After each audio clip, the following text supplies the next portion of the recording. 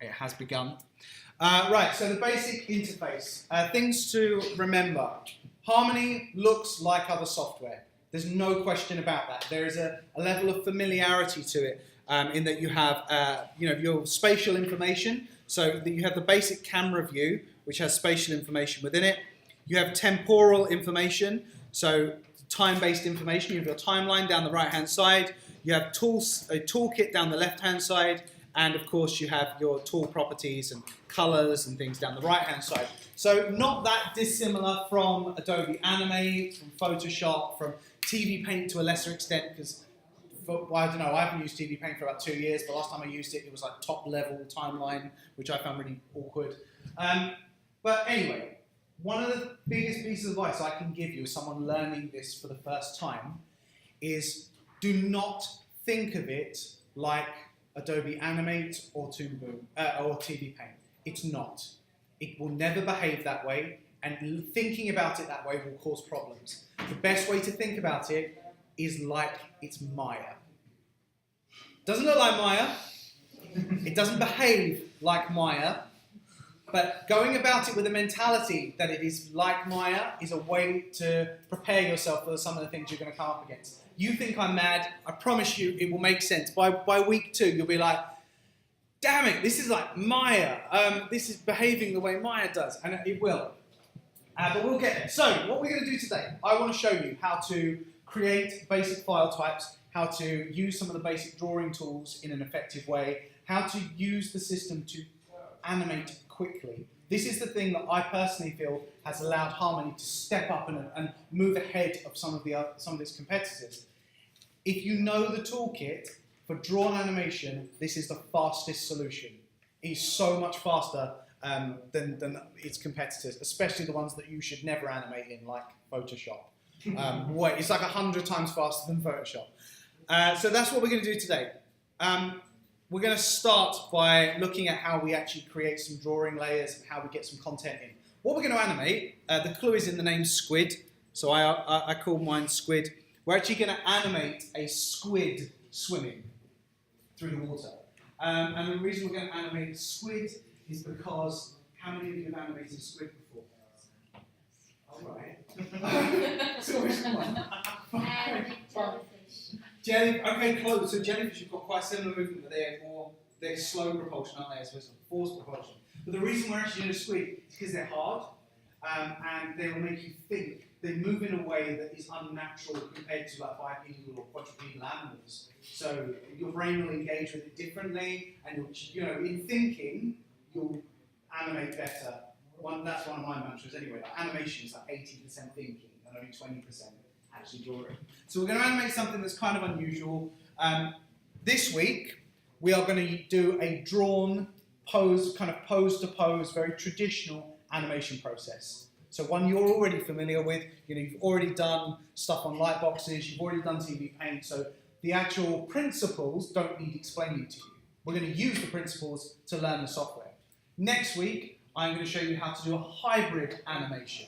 So we're going to bring in some more advanced animation tools, some of the base rigging and hierarchical tools, the peg tools, some of the more advanced node view systems, which the third years were doing this morning actually, and they were like, and then the third session, so when we come back after Easter, that's when we're going to start sort of cooking the gas, and we're going to look at advanced deformation rigging, IK rigging, which is some of the fastest, smoothest, coolest looking drawn animation that you can create. So we're going to kind of move up through the levels of complexity in order to create something. So let's start with some actual drawing layers. Don't wait for me to stop talking. I want you to follow along as I do this and kind of work through the process and start sketching and drawing. So first thing we're going to do, we're going to go down here to our drawing, our timeline, and you can see we've already got a drawing layer. We're going to actually remove that drawing layer, but we're going to add another one first. So we're going to hit this little plus symbol. So the plus symbol is just here, and we're going to select drawing, and we're going to pause there for a moment. So this is the first opportunity we have to make a clear decision about what kind of animation we want to make. So can someone tell me what a bitmap-based image is? What does bitmap mean? What do you mean? That's the word. What do you mean pixels? It's not scalable. You can't. Kind of. Glossy. Okay. You're kind of all there. I felt like that was like asking someone to describe a cat, and they just go claws. It's got this fur. Yeah. So you're quite right. Pixels is the core of it. Scalability is a big component of it. A bitmap-based image is an image that is a compilation of individual pixels of color. So each pixel has a color identifier, and together they all sit side by side, and the order that they're arranged in creates an image. Yeah? What's a vector-based image then? Curves. Yes, kind of. It's based on curves. Whiskers! It has a paw. Yeah, no, you're right. Curves, you're absolutely right. So the way that a vector-based image works is as opposed to individual elements, so individual pixels, it is a mathematical algorithm that defines the shape of an object, and that is fully scalable because it doesn't have physical measurement. It has mathematical measurement. So as we scale that object up, the algorithm corrects itself and smooths the line out. Okay, and it's that calculation that means that we exist outside of physical space and we exist only in digital space. Harmony can do both. Okay, it can transition between both almost at will, actually, depending on what type of animation you want to make. This means that you have the ability to create an animation purely based off vector form. So think Adobe Animate, think Illustrator, or you can choose to create an animation purely in bitmap-based form. So think After Effects to a lesser extent, and Photoshop primarily, and of course TV Paint. So you've got those bitmap-based forms. Harmony can do the same, both at the same time though. It can interlock the two. Even down to drawn objects, a layer can do both at the same time. Okay, so it's quite advanced compared to other pieces of software. What we're going to do today, we're going to stick with vector. And the reason we're going to stick with vector today is because it is less intensive on the machine. It means we can create a little bit faster, but it also gives you an opportunity to see some of the more advanced tools that are available just in drawing. So our first drawing, we're going to call it, we're just going to call it squid _1. Can I recommend just good practice? This is just, just a general kind of life lesson. Wherever you're going to write something in a file, if you were going to use a space, don't use a space, use an underscore. Okay? You're less likely to have corrupted files if you use underscores instead of spaces. So yeah, just good practice to get into. And then with this file, we're going to choose to keep the line art. So think about like the outside line art of our file is going to be vector-based, and our color art is also going to be vector-based. And as I said, with Harmony, these are interchangeable. So you could have color art, so the color of your characters, vector-based, but line art to create really nice textured outlines on them, or vice versa. So we're going to keep them both as vector, and then we're going to hit Add and Close. And then once we've done that, we can delete that old drawing at the bottom, so we've just got Squid 1. And then what we're going to start looking at, we're going to start by looking at how to use the brush tool and how to use the pencil tool and what the differences are kind of between them. So what I would like you to do is we're going to sketch out kind of a slightly cartoony squid character. So the squid character, I'll just sketch it kind of loosely. I'm using the brush tool. I'm not changing any of the settings. I'm going to keep it at its basic settings. But I'm just going to kind of quickly sketch out roughly what it might look like. So it's going to kind of have this sort of shape to it. And then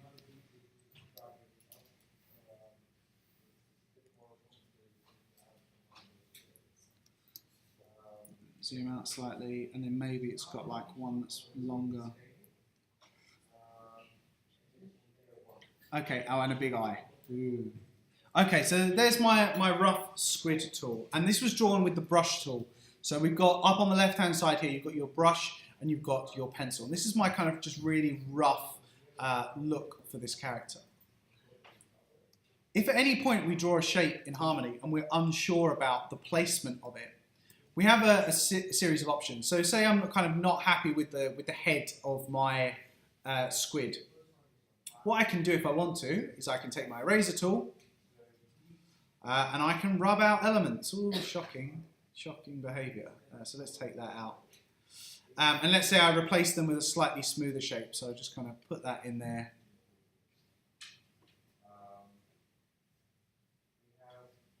There we go. One of the other things I can do is, so I've got, you know, that kind of base level of functionality, but I've got these two tools up here. I've got my selection tool and I've got my contour editor, and they both allow some very kind of unique functions. So my selection tool, for starters, if I go to my selection tool and I just select one element here, notice how it just selects everything. So it's like, look, you're in vector mode, you drew one thing, and you've selected the whole object. So I can select it and I can kind of move it around. And the reason I can do that is because in my brush tool,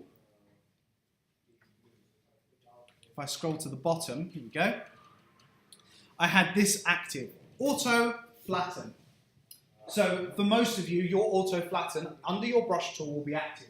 The way I got to that is I went to my brush tool over here, and I went to my tool properties on the right hand side, and then I scroll to the bottom of the tool properties, and I can see that this button is active, auto flatten. So what that did is every time I drew a line, it behaved exactly the same as Photoshop behaves. Yeah, it blocks your drawings to layers, doesn't it? Everything on a layer stays together.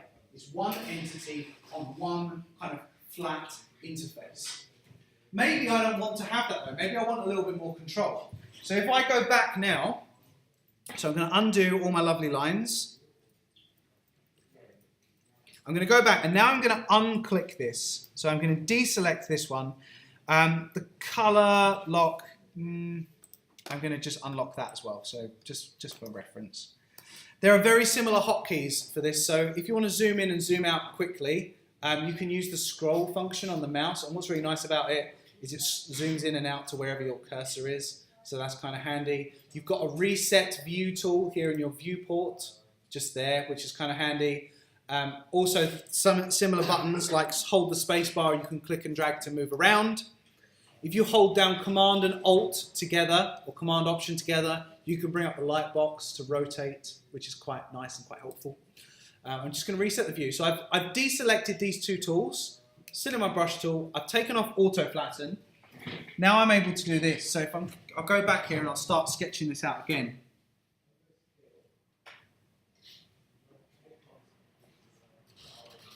We've got one shape like that.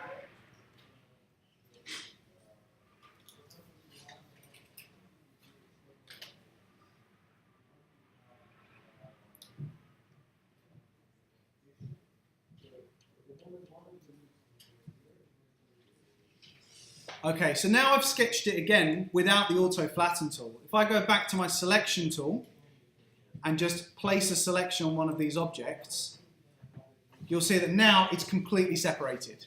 It hasn't, what Harmony is able to do is not just look at your drawings as layers, but look at every single brush stroke that you do with the brush pen as its own unique object. So now if I'm unhappy with just this piece, I can pick it up, I can move it to where I want it. If I want to, I can change the rotation of it and just bring it into a different space. So, and just quickly grab that rotation, and I can rotate it to where I want it. So I have, with the selection tool and the brush tool, I'm able to have a little bit more customization on just where I put objects. So that's our first little trick that we can rely on. If I'm really unhappy with something, so let's say, for example, let's have a look at like the edges here. So I'm kind of unhappy with the shape of the body. If I use the selection tool, I can actually go in and select width of line. So I can select just little portions of line if I want to. I can pull the shape and flex it to work the way that I want. I can even go in and select my center line tool. My center line tool gives me even more control to manipulate and adjust the shape to work the way that I want it to work. So I can kind of manipulate over here if I want to. If I want to bring this in, smooth it out.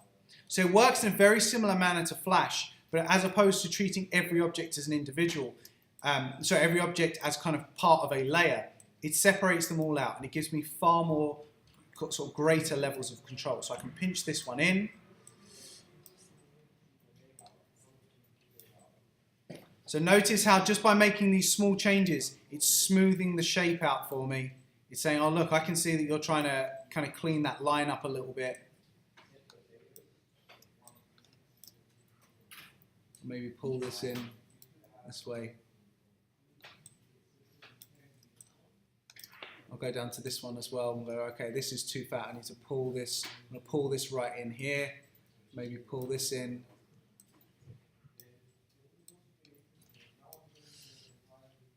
And then up the top here as well, this is a little bit too wide, so I can pull this shape in and clean it up.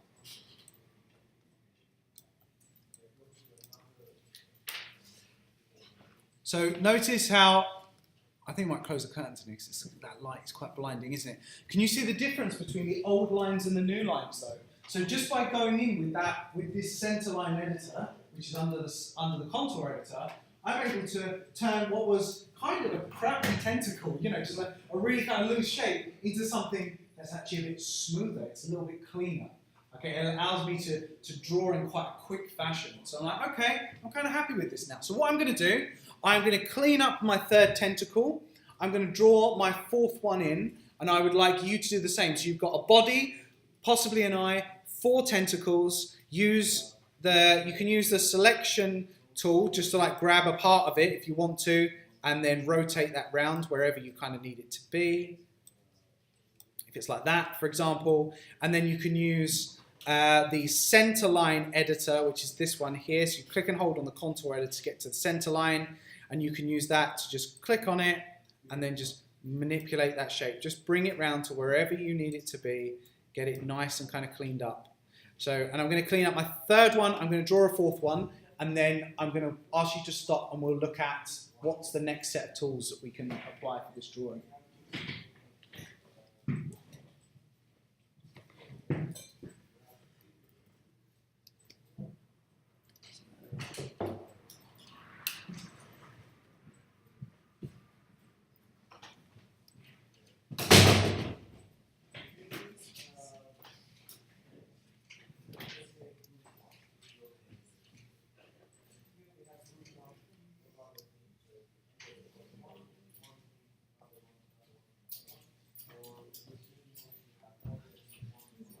So I'm just kind of going through, cleaning up these lines as best as I can. I want to kind of get as smooth a shape as possible without doing anything too dramatic.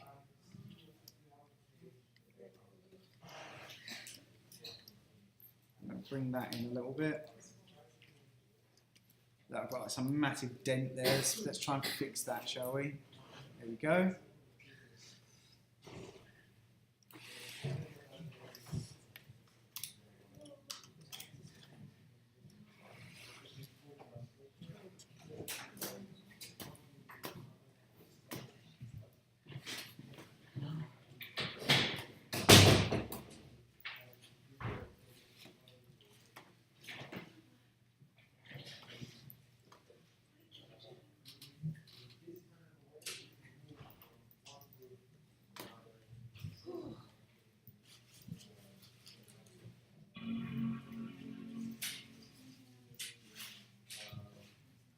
Okay, so I'm kind of happy with those ones. I'm now going to draw my fourth one in.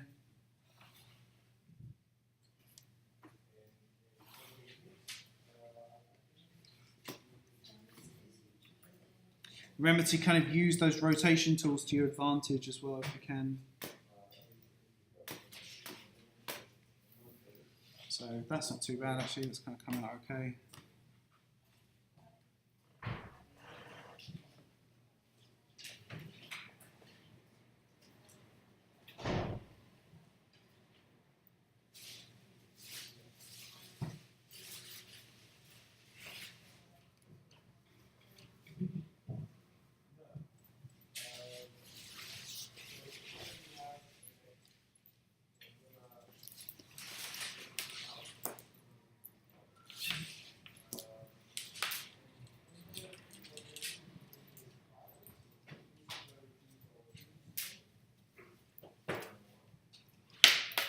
So that'll do. think.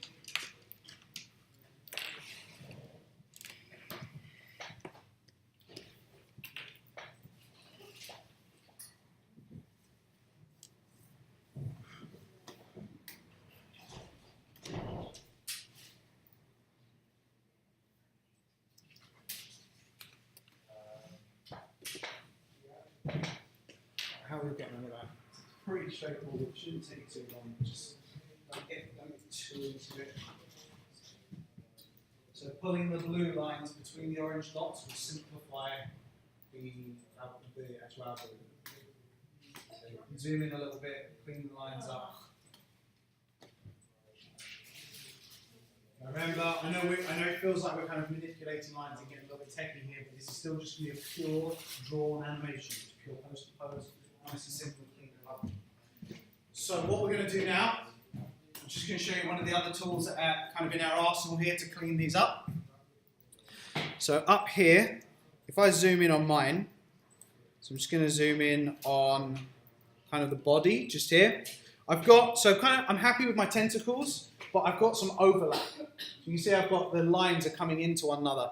Now we can spend our time kind of drawing a line and rubbing it out and drawing a line and rubbing it out.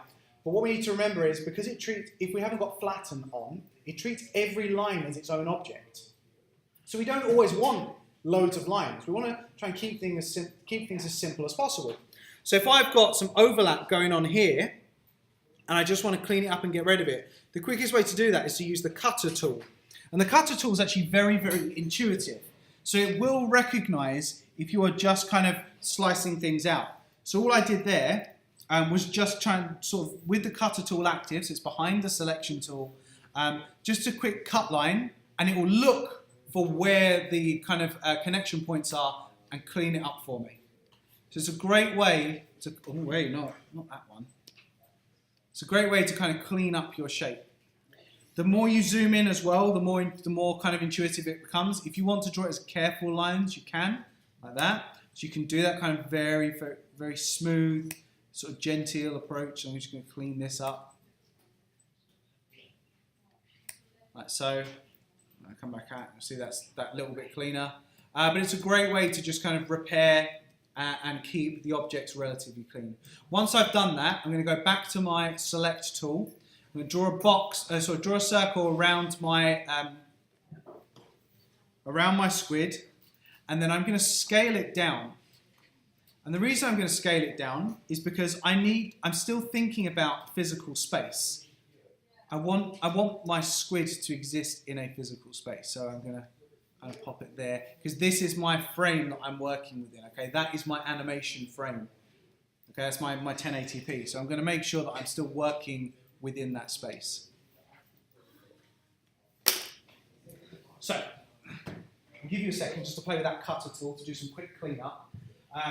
You can also, if you go to your brush tools properties, you can increase things like smoothness as well. So you can work to get cleaner lines if you want to. So that's quite a nice way to work. Just kind of improving that smoothness. Yeah, so scaling up. So what we're going to do with this squid.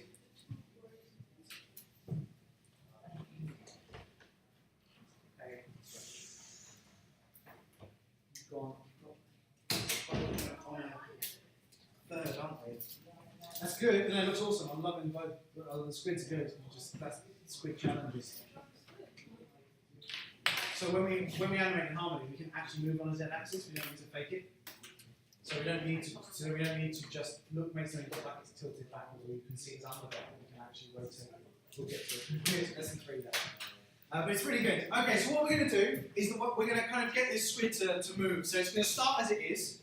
It's going to bring its tentacles outwards. So it's going to pull its tentacles apart ever so slightly, and then in pushing them back together, it's going to move forwards. Yeah, so it's using its tentacles as a propulsion tool. So it's pulling them apart gently and then bringing them back together. And that's what we're going to animate now. So I'm going to show you how we can take this drawing and start to move it through the timeline. So how long do we reckon for the first move? So let's say the animation is 2 seconds long. I don't know what kind of restrictions you guys have placed on this, but I'm a really big proponent of, if you're going to do it right. If you're going to animate it 24 frames per second. Like go for clean. Don't limit yourself to 12 frames per second or 8 frames per second, because you'll just end up with problems where it's not as smooth as you want it to be.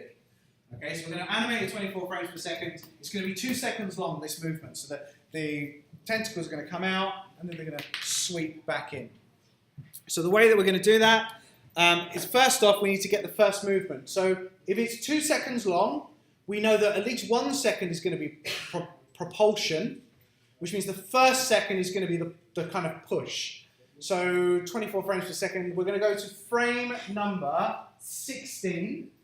And 16 is going to be the point where the actual tentacles are at their full kind of expansions. They're going to kind of come out like that. So at 16. So the way that we do that is we navigate to frame 16 in our timeline. So I've gone to, you can type it in, you can navigate to it. I've gone to frame number 16, and you'll notice obviously the drawing has disappeared because we only drew it on 1 frame. So what we do is we expose it. And an exposure basically means to carry a drawing across a period of time. So we hit F5. And you'll see that when you hit F5, that drawing kind of moves all the way to where you need it to be. And now we need to make our first decision as animators, because there's 2 different ways that you can approach the next drawing. So let me ask you guys, how many of you animate, to be honest, how many of you animate straight ahead? Yeah? Frame 1 followed by frame 2, followed by frame 3, followed by frame 4. Yeah? How many of you only animate pose to pose? Yes, No, the pose to pose is the right way. Trust me. What we need to do is make some decisions about how we animate this. Now, do you remember I said think about it like Maya? Yeah, think Maya. When we animated Maya, we never animate straight ahead. You never just do 1 frame after another. What you do is you set your key positions as what we call blocking paths. So key position 1, key position 2, which is at like frame 16 or frame 24, and then we have no movement between. So a blocking pass is where the character just moves from one rigid position into another. And then what we do is we go back and we set the spline interpolation and work out what the movement is between the 2. We're going to do the same in 2D. So we're going to jump to frame 16 and draw in our next key drawing. So it's like, so key frame number 1 is at frame 1, key frame number 2 is at frame 16. And there are 2 different ways we can start to address this. There's 2 buttons that we can utilize, and they're both down here in the timeline, just here. So the first button, I'll hover over it, is create empty drawing. So I'm on frame, you can see I'm on frame 16, and there's a drawing on frame 16. If I click the create empty drawing button, what happens is that I'll just move the timeline away so you can see, is that a cut appears. So the drawing exposure that lasted 16 frames is cut at the 16th frame and it's deleted. So if I go back, you can see when I hover over it, there is a drawing at frame 15, but there is nothing at frame 16. If I turn my onion skinning on, so onion skinning is down the bottom of the toolbar just here, I can see frame 15. Yeah, so I'm looking into the past and I can see what frame 15 is doing. So we would use this if our next drawing has absolutely no similarity to the previous one. So if the next keyframe is a completely different shape, we would cut it and put a blank space in its place, and then we draw from scratch. Yeah? So I'm going to draw that whole squid again in its completely new position. However, what we're doing is we're not changing the whole drawing. What we wanted to do was get the squid from being in this rested position into a position where it's kind of pulled its arms out, pulled the tentacles out, ready to move. Now, by doing that, what we don't need to change is the body. That doesn't need to change. So we don't need to create a new empty drawing. So I'm going to press Control Z or Command Z to step backwards. What we're going to do instead is I'm going to go to frame 16 and I'm going to select this one, which is Duplicate Drawing. And what Duplicate Drawing does is it adds that cut. So the cut has appeared. Yes, it's cut frame 16 and separated it, but it hasn't deleted it. So what I can now do with my eraser tool, if I go and grab my eraser, and I'll zoom in so you can see it a little bit clearer. If I go in with my eraser tool, you'll see that what's happening is it's deleting the content from the current frame, but it is keeping the content from before the cut. So I can now go into this and say, well, that's where it was before, and now I've got a point of reference. I'm going to increase my smoothing here a little bit, because I've got no smoothing on. I'm going to increase my smoothing and use that point of reference to draw the next shape. Yeah, so I've cut the timeline, and now I can draw in the new content. So what I'm going to draw in this frame is the next key drawing. So think about it in terms of most important positions. I've drawn my first most important position. Now I'm at frame 16. I'm going to draw my next most important position, which is that shape change of the tentacles coming out, ready to snap back and propel my character forwards. So, I don't like that line. I'm going to delete that. But what we'll do now is we're going to go in and start to kind of map out what that kind of looks like. So.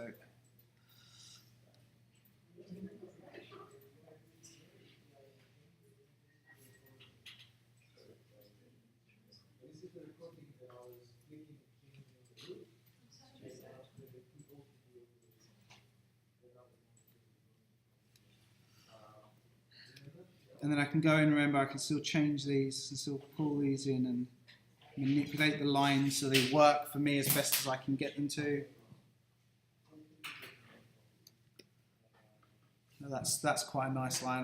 I'll stick with that, I think. I can go in.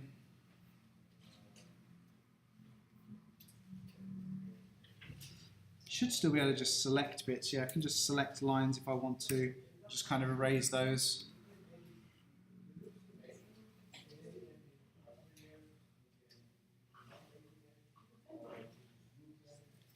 If at any point I feel it's too big, I can use that selection tool just to scale it down.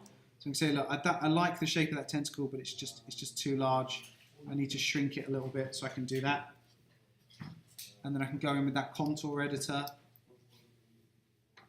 Just clean the lines up a little bit. Right, this is where it's going to start getting a little bit more complex. If any of you've got problems, just shout. Okay, and I'll come over and take a look. Help you out as best I can. So I'm going to move that into position, so it should be kind of there. That's quite nice as a basic shape. Right, let's pick the next one. Again, we'll remove that.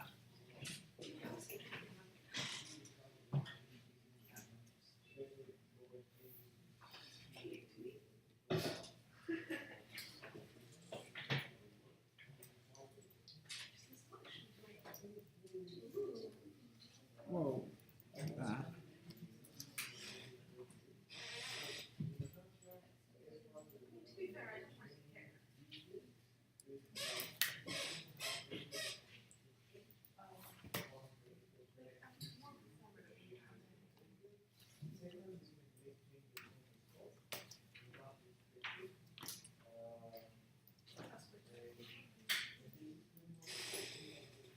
So yeah, I'm kind of happy with that one. That'll do for now.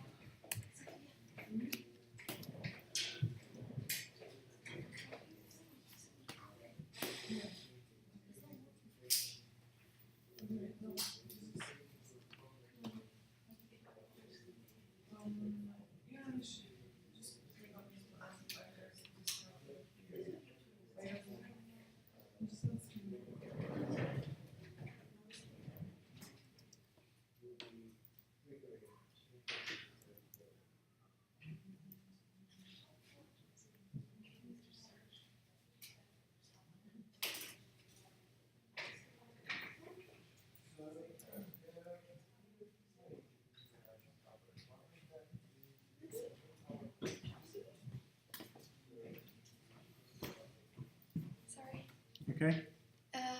Well, it's like I don't know when when I click here for copying the frame. Yeah. It's not copying it. Okay. I don't know what I'm getting at. So let's go now.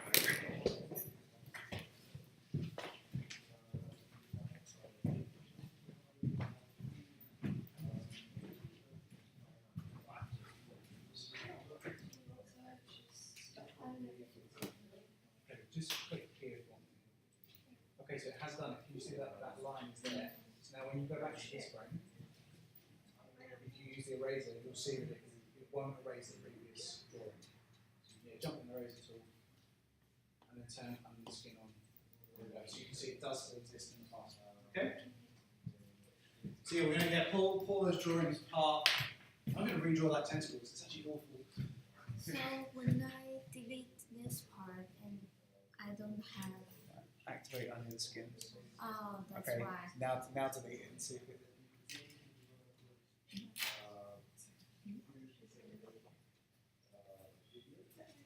Oh, Okay, yes, it's there. Right, so let's get rid of this rubbish tentacle because that's awful.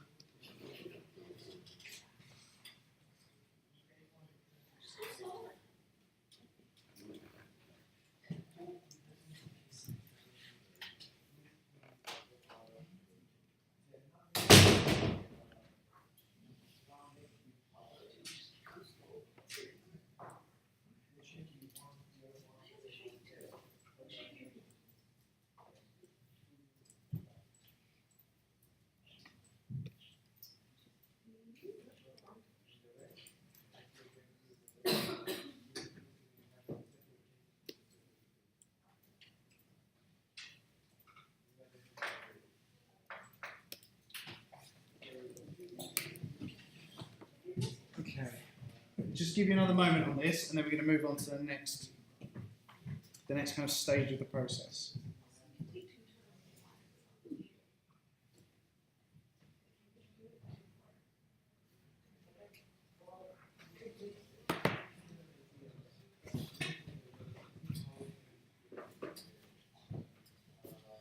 So what we'll do now is we're going to kind of repeat this process. We exposed the 16 frames because we knew that's when the next key drawing was. But the actual push, so the tentacles going from like out here to in like that, that's faster, isn't it? You think about like the way it's going to move. It's going to pull out and then snap back with a little bit more speed because otherwise there wouldn't be propulsion. So actually the next key drawing is going to be closer. It's going to be maybe 4 frames at the most. So that's our next point, is we need to expose this drawing forward to frame 20. So we'll jump forward, so we can, on that layer, we can kind of jump forward to frame 20 and just hit F5. Here's my keyboard playing up. When you're ready. F5, thank you, and expose that forward. And now, when we're at when we're at frame 20, we can do the same process. We'll either duplicate it or cut it, and I think in this instance, we'll duplicate because we're not changing the shape too much. Okay, we're not, you know, the actual body's not going to change that much. It's really just the tentacles. So what I'm going to do is I'm going to keep the body as it is. No, I'm not. You know what? Let's just delete the whole thing. The reason I think we should delete the whole thing, and I've just made that very quick random decision, is because when you think about it, if it's pushing, so it's going to push with its tentacles, what's also going to happen is the shape of its head's going to change, because squid are soft, they're malleable creatures, they don't have an internal skeleton as such, not a firm one, not like a vertebrate skeleton or anything like that. So that whole shape is going to change. So the first thing we need to do is we need to get the tentacles to the extent of the push. And I think what's going to happen is they're going to go from being kind of drifted out here to being almost straight, but with a flick at the end. Now the reason the flick at the end is happening, and this is why I said we do squids, because you have to think about this stuff, is squid move in a forward kinematic motion. Does anyone tell me what I mean by forward kinematics? Anyone heard that phrase used before? No? Okay. So there's forward kinematics and there are inverse kinematics.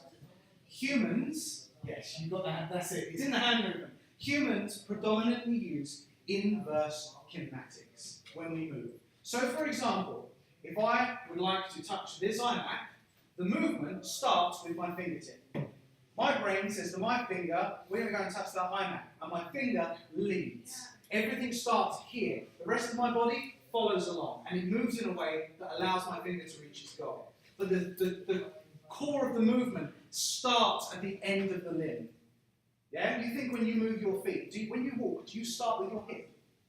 No, you start with your foot. Yeah? In fact, your toes. It's actually the ball of your foot that starts the movement. It's that push off the ball that begins the step. Okay?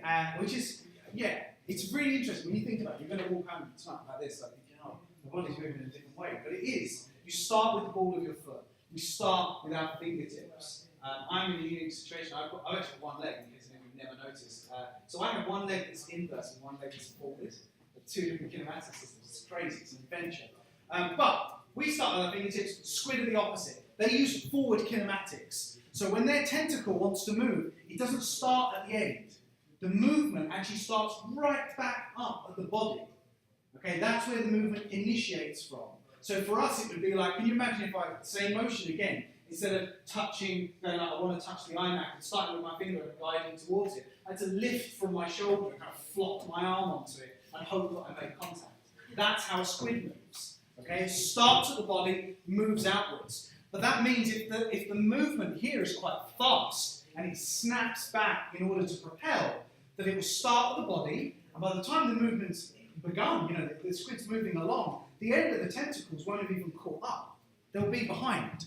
So the actual shape that we're going for, because of the forward kinematic movement, is going to be something, I'm just rotating it because it's a little bit easier to kind of work with. It's going to be something where it's kind of very straight and then just like flicks at the end. That's a little bit large, but you get the idea. So we're kind of going down.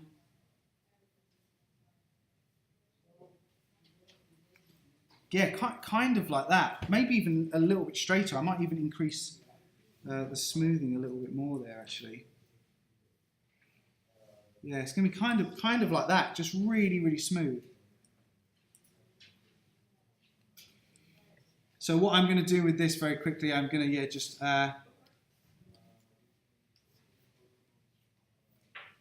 of draw in the shape, rotate it to roughly where I want it. And then what I'll probably do is going down here.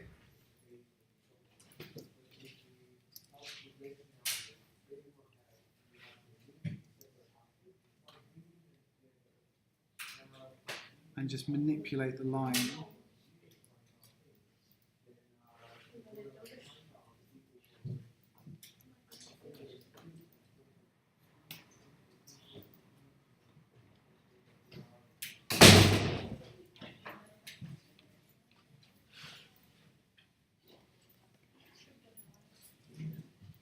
So I quite like that as a position. So what I'm going to do now that I'm kind of happy with that, I'll just position it. So this is the left side.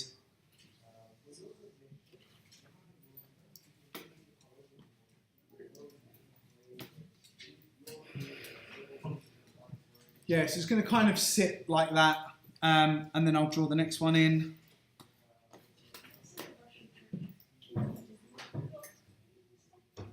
No, didn't like that.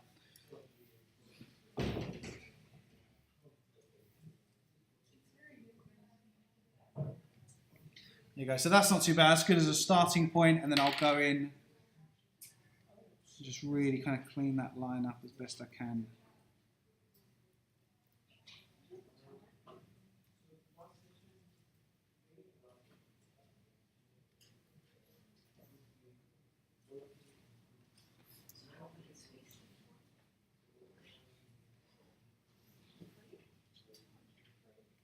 Wow, okay, that was a bit dramatic.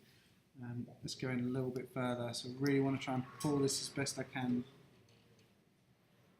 I don't want to create any huge kind of shape changes, but I want it to feel like there's a pressure and a tension on it. The other thing that I've decided to do here, can you see how they're a bit longer? I'm trying to really exaggerate the overall length, And that's because of the, when you're talking about a creature that doesn't have vertebrae, that isn't built off a rigid skeleton, you are more likely to have kind of almost unnatural looking levels of squash and stretch. So I think that's an important kind of factor here that really matters. It matters that we've got that kind of stretch in there. So I'm going to go like that, and then let's draw the other two quickly. Keep saving your work as well, because this is where you're going to start putting the machine under pressure.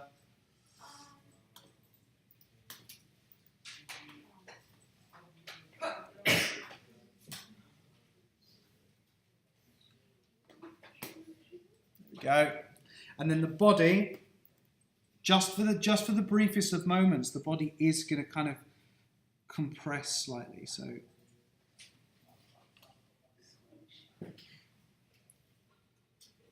not much, but just a little bit. And then I'll explain why in a second. Go. I think I might just pull this down a little bit as well, actually.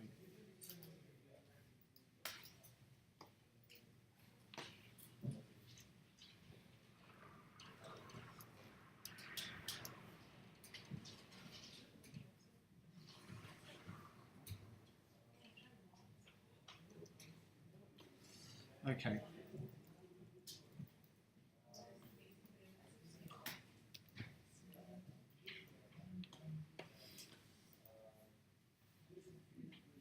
So what I'm going to do here is I'm going to expose this shape for 3 frames,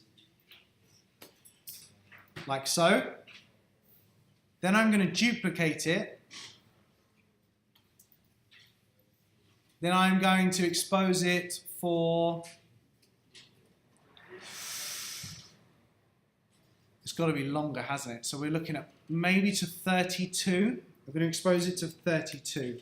And I've duplicated. So it looks like I've done 2 duplicates, but the reason I've done this is because what I now want to do on the second duplicate is take this shape and just extend it out. Okay, it's too kind of narrow. I don't want it to be that narrow. I'm just going to use the older shape as a reminder of what it really looked like. So I'm going to go to my brush. I'm working at a really strange angle here. I need to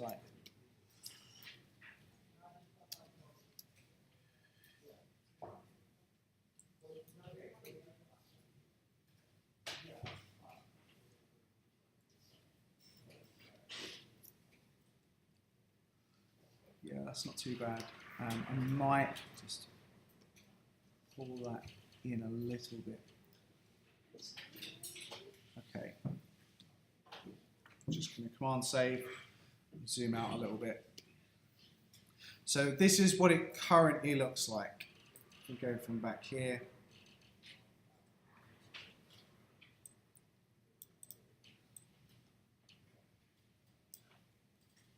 Turn the onion skin off.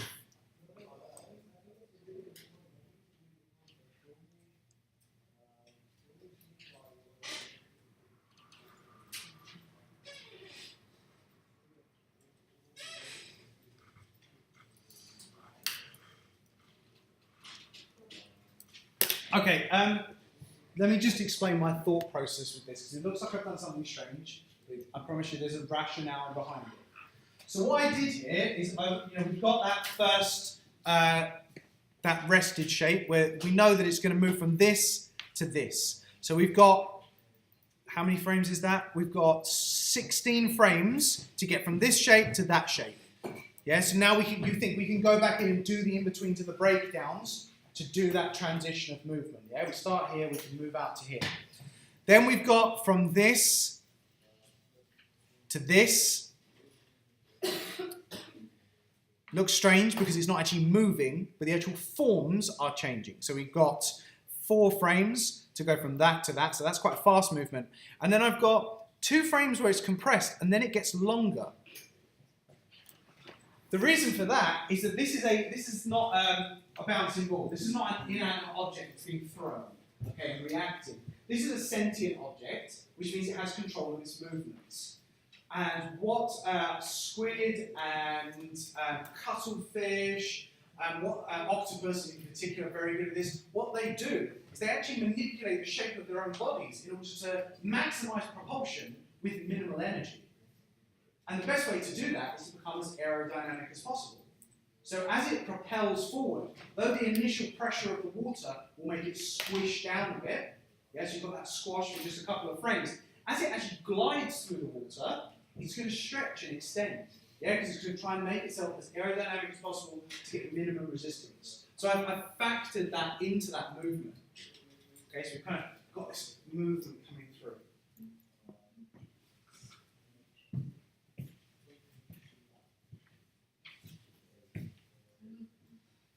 So what we can do in a moment is start to mark these frames out and start to really clarify kind of exactly what they are.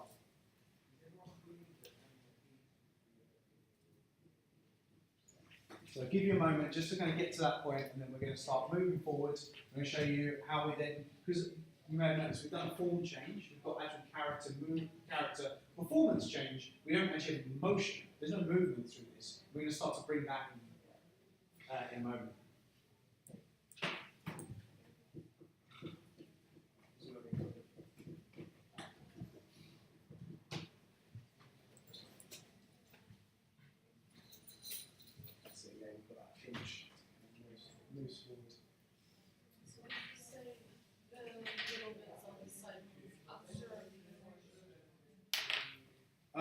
Okay, so you've added, because you've added that frill, you've added secondary action into it.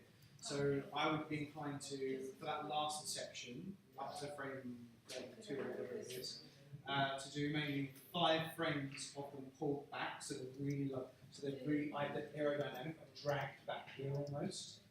And then for the last lot of frames, as it starts to slow down, bring them back up to this shape. Because they are kind of propelling it over. So you're using them as a fin.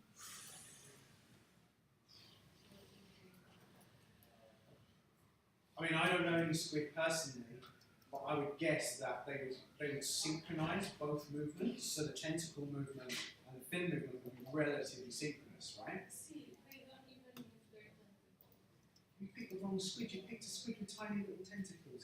Go and pick a colossal squid. Then I like this one. There's like a whole different set of propulsion. You might as well have picked a lobster. But the lobster's not doing it. Yeah, I think I know what you're talking about. No, I don't know. I think you could do it. I would synchronize that just for simplicity. I think it would make the movement feel more fluid as well. You think with most animals they work synchronously. Yeah, so secondary action means you say they're not for propulsion, they're following through, so they're going to pull back and then reform. Okay. I mean, so the arrowheads that you guys have drawn here, they're not propulsion at all. They're actually a leveling tool.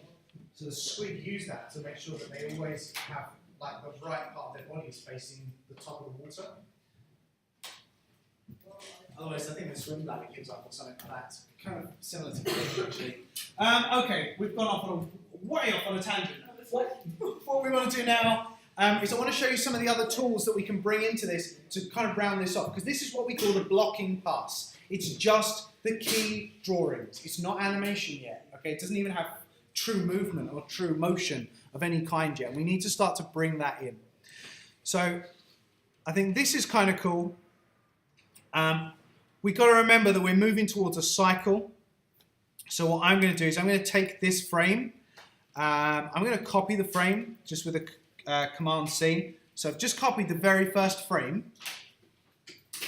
I'm going to head up here, and we said that we're going for a 2-second animation, didn't we? So I'm going to go to frame 48, and I'm going to paste it in.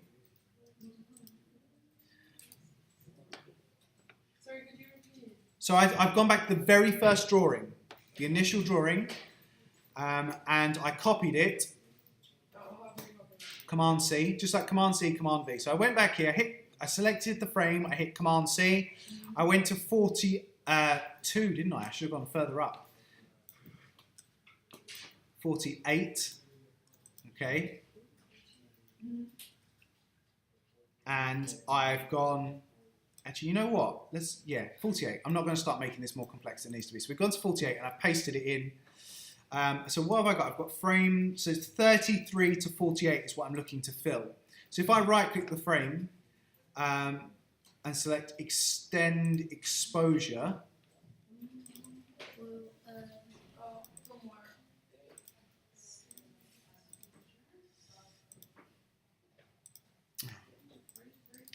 they've changed the functionality, sorry.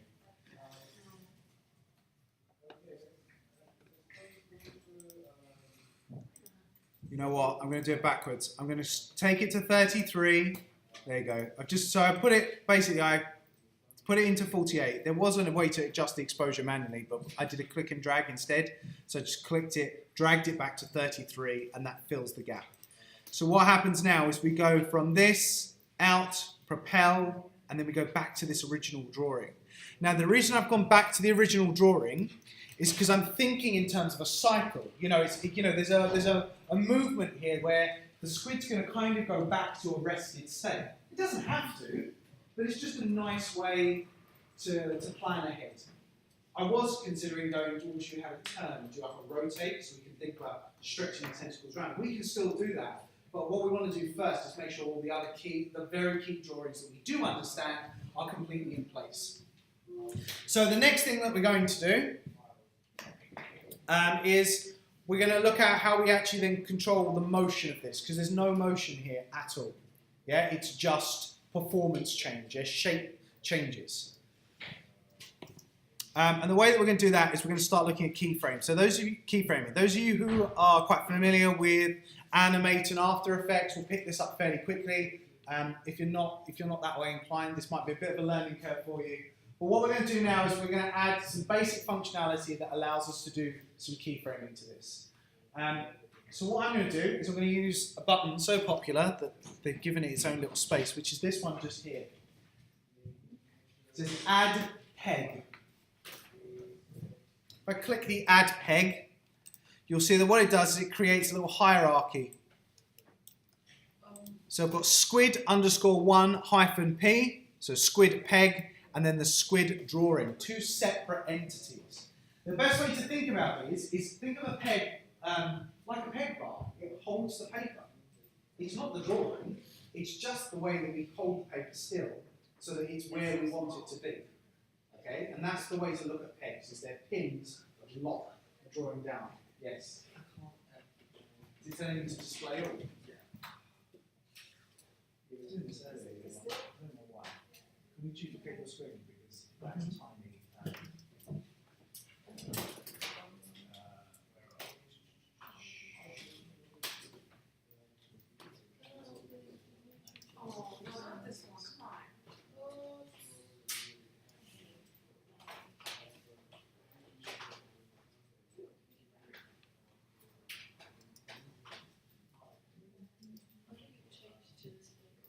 Yes, I need to change the settings. I didn't do it on lunch break, sorry. Right, so the way a peg works is it just holds an object in time. It just says, look, you're not the drawing, you're a separate entity. When we go into the more advanced harmony stuff, and we're really looking at some of the more complex functions like character rigging and breakdowns of refined hybrid animation, pegs become incredibly important. Okay, they are like the framework of our entire animation. But for the moment, we're going to stick with this view and we're just going to use it as a single entity. So what I'm going to do with this peg, I'm going to make sure I've got animate mode set for the moment. I'm going to go back to frame 1 of the peg. So I'm not on the drawing layer, I've clicked onto the peg layer and I've gone to frame number 1. Then what I'm going to do is I'm going to click on my advanced animation tools. Now different people, because the third years were in this morning, they were doing some advanced harmony stuff. They might have different layouts, so your screen layouts might look slightly different. But what you're looking for is this set of tools. These are the advanced animation tools. They might be at the top here. Let's make mine like proper full screen. They might be here. Sometimes they're down the bottom, like, yeah. So let's put them back at the top. So mine are just here for the moment. We've got a translate, rotate, scale, skew, maintain size, spline, offset, and reposition drawing. Don't worry about the last 4. We're just going to look at the first 3. So what this does, these advanced animation tools, is they kind of ignore temporal data. So they don't care about frames. It helps you set where the base lock position is of the translate, rotate, and scale of your object. So when I think about this, what I want really is I want to move this to the translate tool needs to go to the gimbal position, or the core translate position of my squid. Gimbal is kind of a phrase that's used more commonly in 3D animation. It's with, have any of you ever played with anything like Maya rigs, like proper character rigs? You should have a go. They have a function called a gimbal tool, which is normally set in the hips, but it's the base point at which all movement starts. Because for humans, that's where a lot of our movement begins. It begins in our core, and that's where, especially things like jumping and rolling, it also kind of starts towards the middle. It's only the refined limb-based stuff that's inverted. But we need to set the same kind of function. I think a squid's kind of base point is right at the bottom of his body. I think that's where the turns start from. I can't imagine a squid leads from the tip of its nose. It doesn't sound right to me. I think it kind of leads in the middle because you've got that fluidity at the front that's a bit squishy, and we know we've got really kind of fluid tentacles at the back. So I've clicked on this translate tool just here, and then I've moved the squid. I moved it to the base of the squid just there. You'll see that the rotate tool is set the same. The rotate sets the base rotate level. I'm not going to change that. That's going to stay where it is. Scale, we don't need to change. Now what I can do, go back to my selection tool. I'm on my squid peg layer. If I hit F6, you'll see that what it does is it adds a keyframe. Yeah, so it keyframes the position. Now, I can see some of you have very large squids. Okay, so now might be a good time before you set a keyframe, while you're still just in these tools, to go to the scale tool. Maybe scale that boy down a little bit. Okay, just bring it into a bit more of a reasonable shape. Actually, that scales off a little bit. It needs to expand up. Yeah, so just kind of reset it to a more kind of reasonable spot. Okay.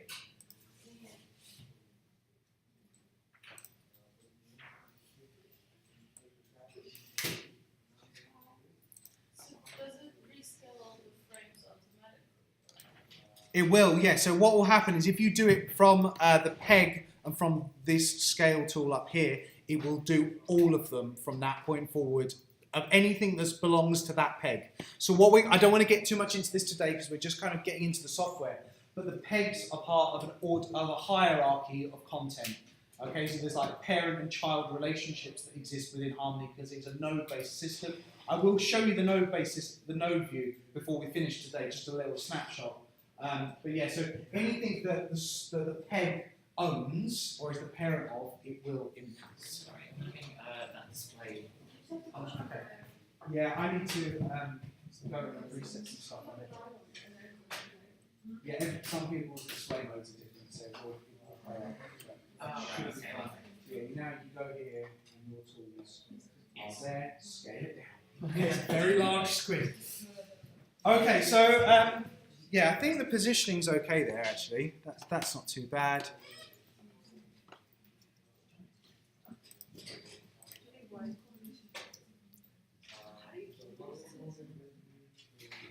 So have you set everyone set their translates? Anyone got any problems? Say now. Yeah. You have to let me know. I don't know unless you shout out and say it's all gone wrong. So, where's the changes? Yeah, you don't want to put that. Just click here. Right, now, don't worry, just left click. It's there. Now, select the squid. Now select the application. That little orange box. Hit the minus on that for side. That's it. There you go. So this is your peg layer. So click on the peg layer. The one with the P above it. This one here. So it just says squid underscore that one. And now you can use these tools to set this position. Okay, so you want to you need to use the scale function to make it smaller. Yeah, so you need to scale it down because it's too big at the moment. Think about it like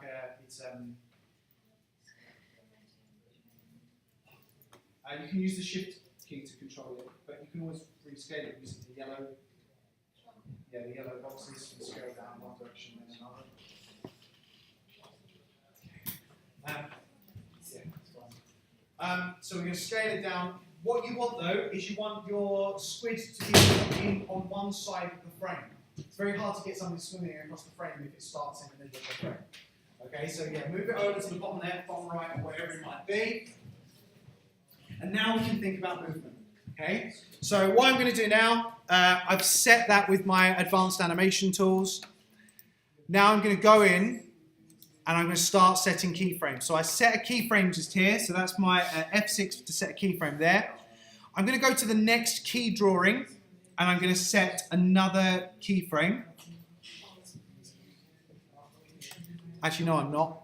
I'm going to... what I'm thinking is, it's quite possible as the squid extends its tentacles out that it might retract slightly, it might come back before it goes forwards. So I need to factor that in as well. I don't want it to just go whizzing forwards and look really unnatural. So I need to think carefully. I know that here to here, there's going to be a really big jump. So I'm thinking I'm going to set another keyframe there actually. Let's just keep it simple. So I've got one keyframe there. And then for this keyframe, what I'm going to do is I've got my translate tool selected just there, and I'm just going to pull this back ever so slightly. Put onion skinning on it, will help you see the movement. Okay.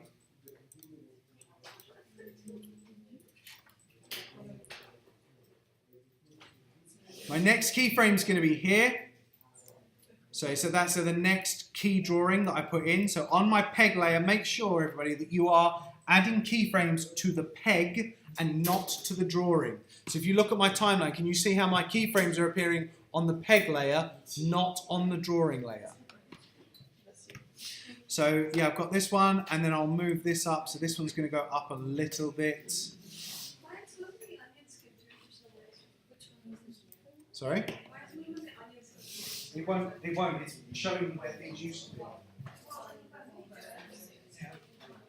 Yeah, good. Yeah, that's because you're in the core functions. This is where you set the base rotation scale and size. So with this translate tool, you then set to actually start to move it. Okay, so I'm going to set. I've set my other keyframe here. So I've got a bit of movement. I hope.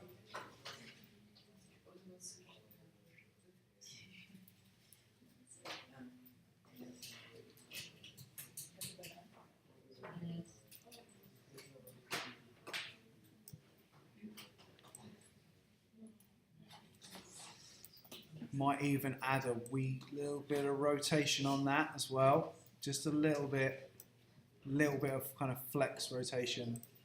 Maybe move that one up one actually. So we go.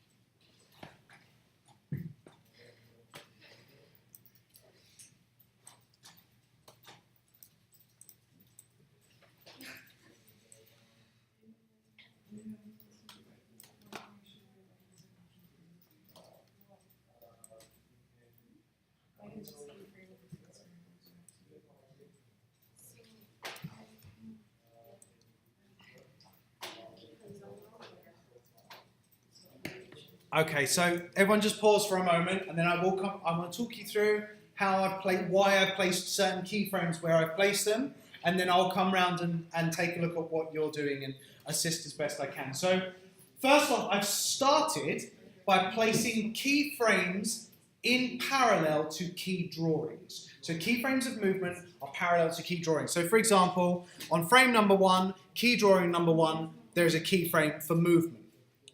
The next keyframe for movement is at the start of drawing number 2. So as we reach that point where it hits that big shape before it snaps back, yeah? So we've got a key drawing there.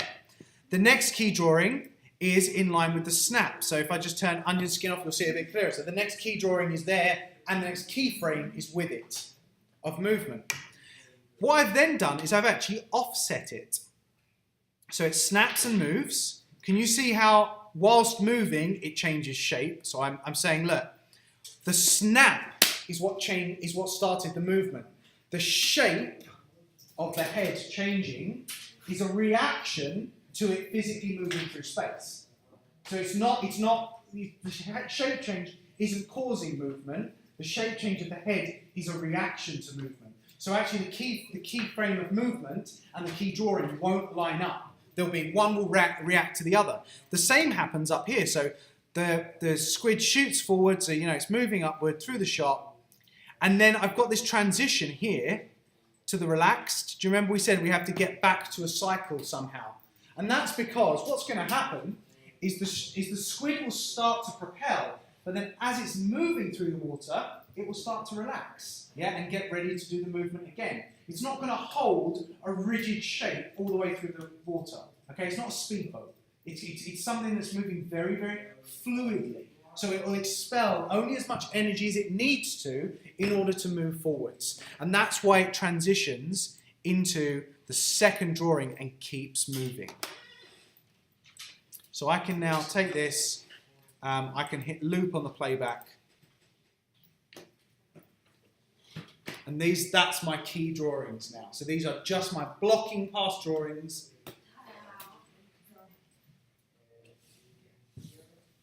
Okay, so once you've got it, just hit loop and we'll check some playback. How are you getting on over here? How's it look?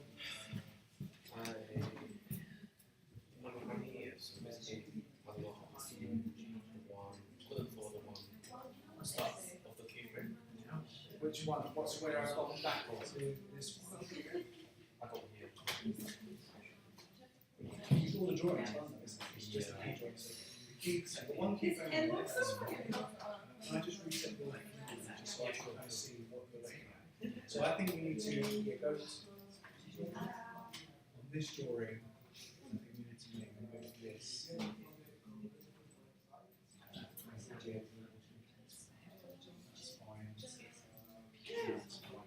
So now what we'll do is with this key drawing, we need to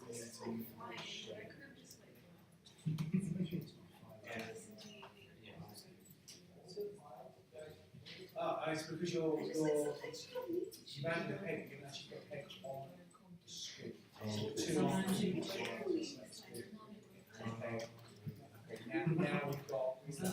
So now we can take this.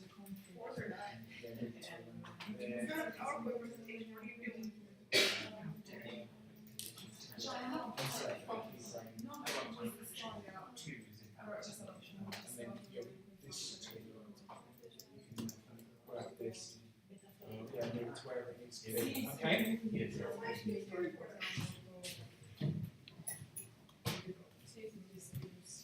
Okay, how's everyone getting on over here? Doing all right? Yes. Good. We'll pick his corrections.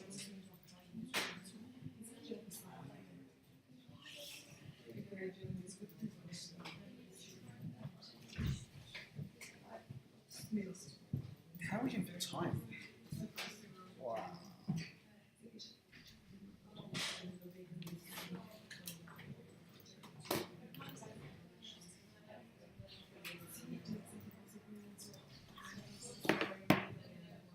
Okay, how are we getting on over this side? You're all right, yeah, that's great, it's fine.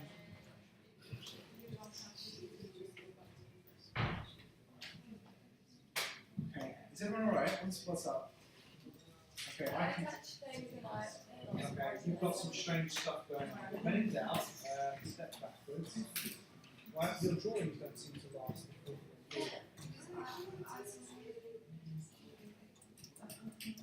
Did you have them drawn? So can you have to step backwards?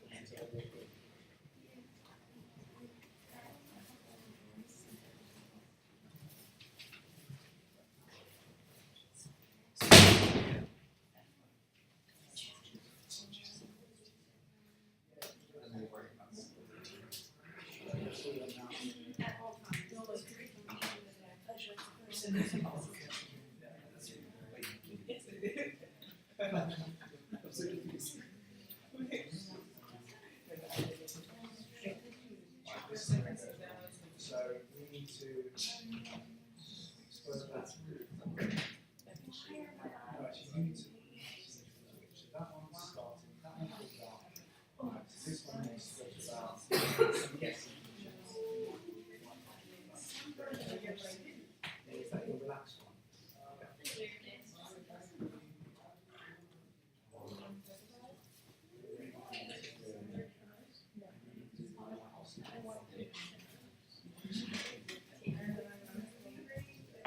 So at least now we've got. It kind of has the right sort of movement to it. So what you now do is you go to the heads. Just set both legs as you can.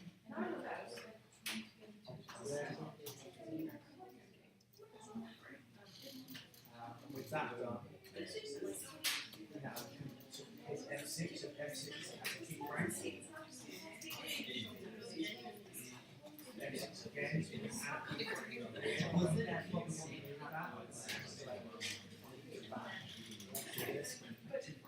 Yes, because here there's the way you can do that, they are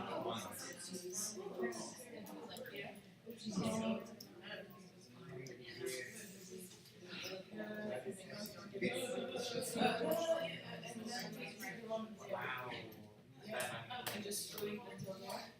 And then this adjustment. This slow down, it's just not moving quite as far. Again, slow down.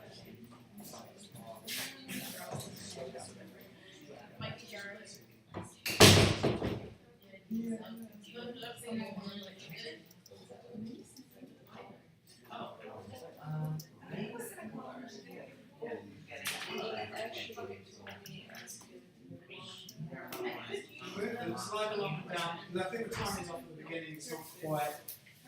Right, okay, can everyone just take a moment, just save your stuff, please? Just keep saving it. I want you to, so by the end of our harmony sessions in a few weeks' time, I want you to have 3 kind of very different interpretations of how to use the software. You can compare against one another, so it's really important we keep them all kind of safe and under control. Like I said, this is kind of the old school animation drawn post-pose nonsense. What I'm going to do now is just show you how we can start to maybe track movement, add markers, in consideration to the next stage.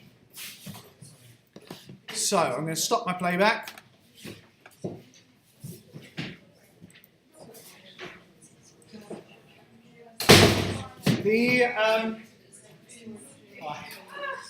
Have a seat. Find the machine.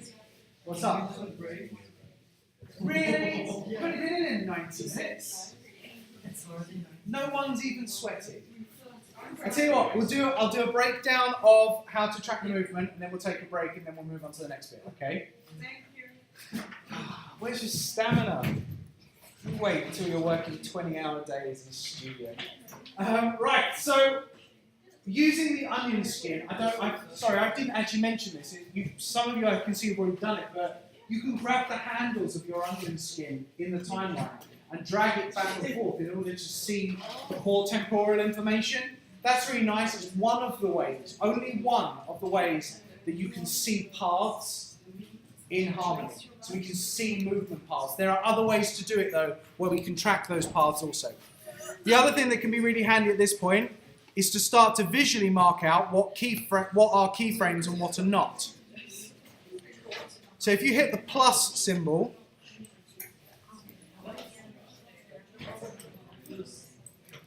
why can I not pick you up?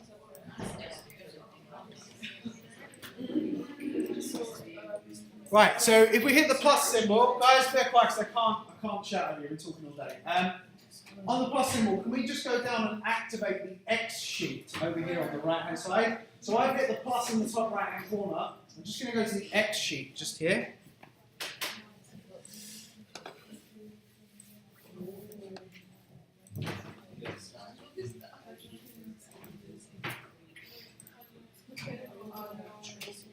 So the X sheet's really handy for those of you that, well, some of you that did the workshops with me did some stuff with dope sheets, and it's kind of the same principle. The X sheet gives us the opportunity to track movement, to make sense of the difference between a key and a breakdown frame, and to see them all at once. So every drawing layer in our files will appear in our X sheet. And it's really important that we know the difference between a key and a breakdown. Okay, you guys, I'm not even going to go into that. You lot should know what that is. But the way we do it is with the X sheet open. If I just give myself a bit more space over here, we can go to the specific frame. So I can jump to frame number 1, for example. I can hit the little K symbol, and I can mark that as a key drawing. And you'll see that it's also marked all the other fresh drawings as keys as well. Might seem a little bit odd to do that, but can you see how there's a difference between a key drawing and a key frame? Yeah, they're not the same thing. So it's really helpful visually to look at that and go, oh, I know that those are important drawings, and I'm working toward them or working away from them when I'm doing hand-drawn animation. So I hit the plus symbol up here and just chose X sheet from the menu. Then I select my layer, and I select the K, key, breakdown for breakdown, and in-between for in-between. Not that you'd ever mark your in-betweens. I think that's a little bit excessive.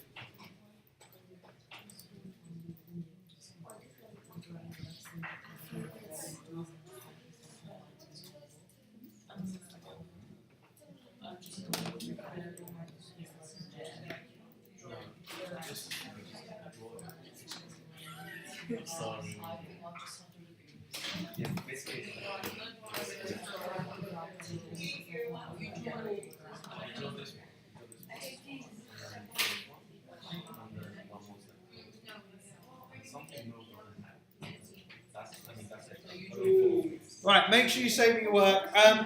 What we're going to do next is we're going to kind of work backwards a little bit. And we're going to go back and think about not just in-betweens and start chopping up, because we want to kind of animate how you actually get from one key drawing to another, which is not news to you lot. You can do it in TV Paint, you know how that works. But what I want to show you is how we can use the colour palette to turn what starts as rough line work into actual drawings, actual animation. Alright, so you've got, so we say 15 minutes, go and get a drink, use the little whatever you need to do. And then when we come back, we'll look at how do we turn this into a more refined piece of drawn animation.